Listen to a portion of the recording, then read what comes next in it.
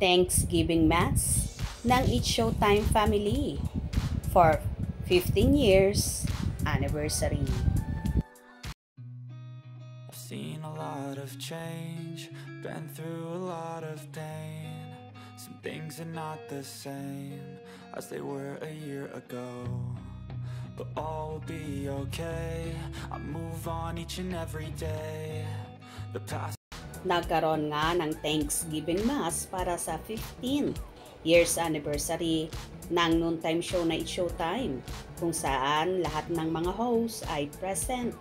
Nagbahagi nga ng ilang larawan at kitang-kita na nakaupo na sina Kim Chiu, Darren Espanto, Vice Ganda, Ogie Alcacid at ang lahat ng host sa naturang show na yon.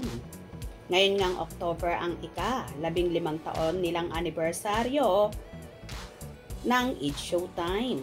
Samantala, inaabangan naman lahat ang Magpasikat 2024 kung saan paniguradong pasabog na naman ang bawat performances ng kanya-kanyang grupo.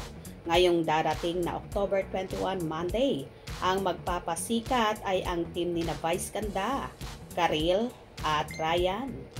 October 22 naman, Tuesday, ay group naman ni na Kim, Ogie, MC at Lassie ang magpapakitang gilas.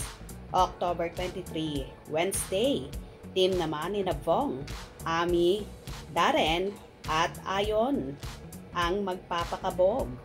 October 24, Thursday, team naman ni na Ami, Ann, Jugs at Teddy ang hahataw sa dance floor.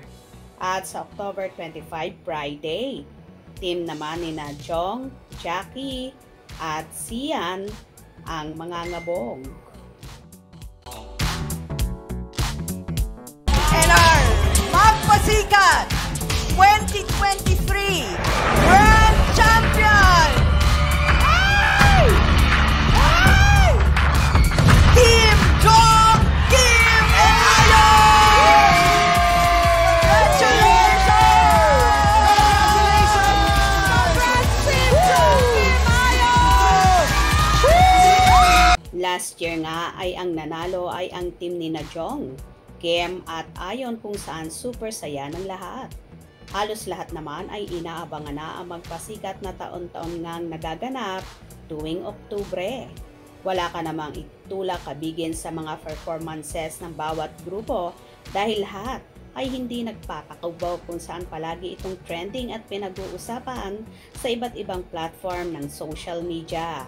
Sino naman kaya ang magbawagi at tatanghaling Magpasikat 2024 winner ngayon?